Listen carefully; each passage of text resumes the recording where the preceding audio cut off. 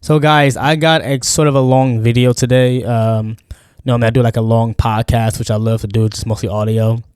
But I actually want to do what is called DBD Replays. I do these rarely, by the way. I would like to try to do them on a consistent basis because I think these are very important. Just to sort of break down what survivors did right in the match and what killers did wrong, and what the killer did right and what survivors did wrong, if that makes sense. So at first, we're going up against this Myers and Dead Dog Saloon. Now, I did bring this map. I do like this map, by the way. I feel like if you're ever going to bring or play in a map that has like a strong house structure, such as Haddonfield, Dead Dog Saloon, etc., bringing Balanced Landing or Lithe or some type of perk that helps you around windows and falling from high heights, if that makes sense. So that's what I brought. Also using aura reading builds and perks such as Kindred, Wiretap. Wiretap is when you basically completed 50% of the generator, and you can see it lasts, I believe, like 128 seconds or so, and I think you can see the killer's aura for like within 14 meters or so. But these are pretty good. And then Kindred, I think 16 meters, so long as you have it. And then if you're on the hook, everyone can see the killer's aura. But if you're not on the hook, you can see everyone's aura and you can see where the killer is. Now, keep in mind, I always tell this to people, you can play however you want. I tell this to people in real life too, you can do whatever you want, but just always see both sides. See what is the possible outcome of it being positive or negative. For example, right? I think that was the David. I can't remember, but I think that's David that's being camped by the Myers. Now Myers, you already know. I'm sorry. I think that's David.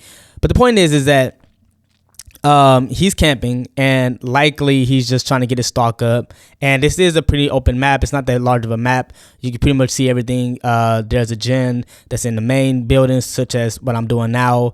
There's a gen that's at the tower bridge. So those are very important to try to knock out right away. People have to understand that these are generators that like you don't want to get 3-gened, etc. And I tried to take this hit for him, but keep in mind, it could have been also one shot.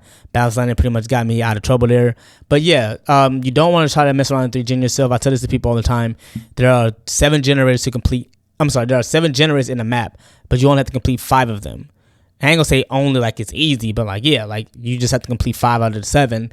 But you don't want to mess around and 3-gen yourself where you do all the outside gens and then there are like only one more gen to do left, but then there's 3 gens left, right? 3-gen, and then it's like centered in one area. Then the killer don't have to pretty much worry about moving around. Now the second map is going to be about I went against Myers and then the Knight, so I'm going to pretty much talk about that. Please like, share, subscribe to the channel too if you want to see more of these, and also tap into the audio where I just talk maybe like an hour, 45 minutes to an hour about just like what I think about DBD day to day, etc.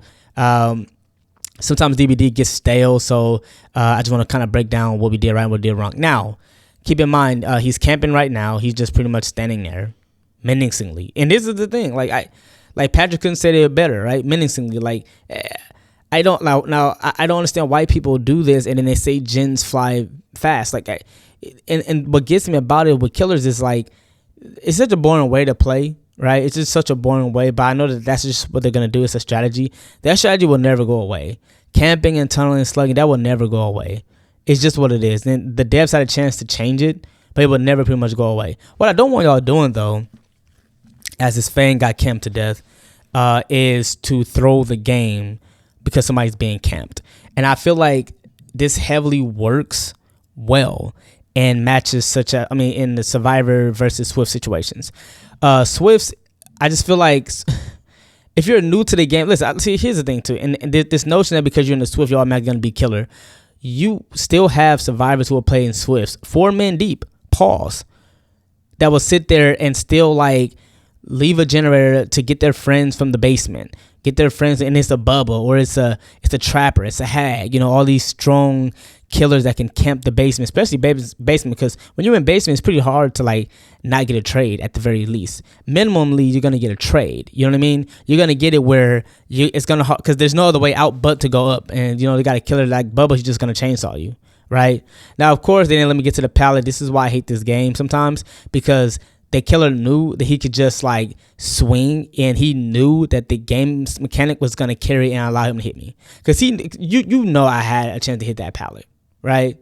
Now, mind you, we're not that much of a bad shape, but I will say this, it is a hard situation to be in if you don't try to get this gen done, that like at the top tower or the main gens, because again, the killer, it's such an open map, the killer can pretty much just see around it. But having Kendra pretty much helped me see exactly what was going on, because then I just knew not to listen, I know not to go and leave a generator if I see a killer camping. There's no way I'm gonna lose the game if I could control it, and I'm going to lose to a killer that's standing still. That is the dumbest way to lose matches. If a killer wants to stand still, let him, okay? But there's no way you should lose a game like this and a killer is just standing still. It literally makes no sense. But it works against newer survivors or just casual players, because they think it's like a morally right thing to do is just go and help your friend out. But it's like, people who play this game like at a higher level or like mentality wise, like I have 6,000 hours, over 6,000 hours. I know what to do. I know not to allow a killer to beat me, and he's standing still. You're not pressuring gens. Mind you, Mikey had Coup de Grace, Corrupt, Deadlock, and I think he had something else. I think he had Monitor Abuse. That's where his terror radius can be like felt further wider and stuff like that than normal. So pretty much, yeah, I gave him the bags. I gave him the tea bags, pause, because if you play like that, you can play whatever you want, but just understand that there are reactions to that, right? There are reactions to how we are, and I'm going to give it to you. Pause. You know what I mean? Like, yeah, I want him to get all of that, okay? All in the cup with sugar. You get what I'm saying? Because, like, if you're going to play like that, that's fine. And then, of course, I'm glad that they got out and just, yep, there you go. Yep, and give that boy his 1K, because I feel like you deserve that if you're going to play like that. Now, again, if you want to play like that, be my guest. People play the night. Like right now, I got Ronaldo, right? I got, another Dead Dog Saloon map. Now, here's the thing. I didn't choose this map. Anytime I choose a map like this, even Ordmans, right, where they have like strong house structure, I'm going to pretty much try to bring a build. I did not do that. Now, there's no way this fat dude should not catch me at all. Look how athletic and fast he is compared to Ronaldo. And Ronaldo looked like he's very good in shape. Like, he plays soccer, he runs, he trains. But yeah, my boy was able to catch up. I don't care that he's an entity. He should not have been able to catch me at all. That makes no sense. Right? But okay, this is not an easy map for us to go against him, because you got to realize people who play the night, people who play Skull Merchant, all they want to do is camp. That's their main power. They can hold down the 3 gen. If you don't try to set it up right away, that's all they literally want to do. The thing that gets me irritated is that like killers get on my nerves, and I believe that he had I believe that was Eruption. Please correct me if I'm wrong there.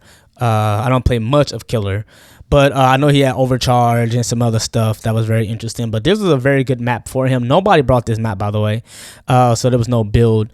But yeah, people who play these killers, they know they only do it. Like, this is why people will never convince me that people only want to win. And look, I just keep messing it up, dude. I literally wanted to DC, because when she went down, it was just like, yo, this gen is just not gonna get done. But people who try to act like they don't play this game to win, they just try to have fun, I just call total BS. You know why you play this game. You know what killer you use to do this. It is so quote unquote fun to not be able to save your teammates. And look, he's chasing me. He thought I was going to take the window. That's why the night we're on the other side. Because he's like, okay, well, I'm just going to try to hit you on the other way. I'm not stupid. Dude, I'm not a bot. I know how to play against this killer, dude. It's just the fact that, like, it's such crutch. Like, how can you literally design and nerf Survivor and then make killer the way that you're making killers that can hold down these 3 gens, that can basically shoot down anytime he wants, shoot one of his ghost guards, whatever you want to call them, whatever the F you want to call them, and then they can just pretty much chase you around the map, and then he knows he can just meet you and zone you out on the other side. You know what I mean? Don't forget to like that button, though, on the YouTube for the algorithm. You know what I mean? It's like if you enjoy these breakdowns. But it's just like another rant that I'm doing. So, and if I had balance, he wouldn't have called me here at all. But it was just like I was just really trying to get that gen. That gen is very important. Y'all don't understand. Anytime y'all see a gen, like, use Deja Vu. Deja Vu is very good. They even buffed it, where you even get, like, I think a 6% speed increase when you use it on the gens that you can see like the red aura to it. Definitely use use that to see where you can break 3 gens, right? Like use that where you can see you can break the 3 gens or prevent them. Do not make it where you're just doing any old kind of gen. Again, if you are doing gens on the outside, and I tried to get her to like come with me so we could try to knock out this gen, by the way, but he pretty much interrupted that. But you do not want to be 3 gen, especially against the killers like that. It is so frustrating. So he swung, right? And then I dropped this down. It was just it's an unsafe loop because of this wide loop, and there was no more pallets over here I couldn't do anything with, so I just went down, right? But keep in mind, not every chase is a bad chase, right? Because you got to look at it like this. That time still wasted the time for, man, it was such a beauty to see that. Like you see that? That's a screenshot right there, to see people knocking out gens just on it, right? I mean, it was a very tough game because you got to understand, the knight is like 10 people alone. Like he can have people patrol gens that he wants to protect. He can have people camp. He can camp himself. He can camp the basement. Like he's not good in chase alone, but obviously him having these abilities pretty much buff him up to be a very strong killer. You get what I'm saying? So I pretty much, Kyrie Irving him over there, you know what I mean? Like, because he couldn't guard me, you know what I'm saying? Like, so I got these shorts on, right? And then he pretty much said, well, this guy's just going to waste my time. And they were just about to finish this gen. The Yun Lee was just about to finish this gen, but then that's when they put the ghost over there. And I assume, but then she got back on it. And then, I got hopes that gave me a 7% increase. And if I was injured, of course, I would have the 10% with made for this. I want to split up on the doors, by the way. That way he can't really contest both, even though he probably could. He could literally see, he's unique in the sense that he can have a killer protect that, right? And while he chased the other door. But to make a long story short, I don't know what happened to the young Lee, but I think she died. But he ended up still getting a 1K. So basically, these killers tried their best to camp in a map like this, but we just outbested them. But hey, let me know what you guys think about this video. Please like, share, subscribe if you're new, and peace.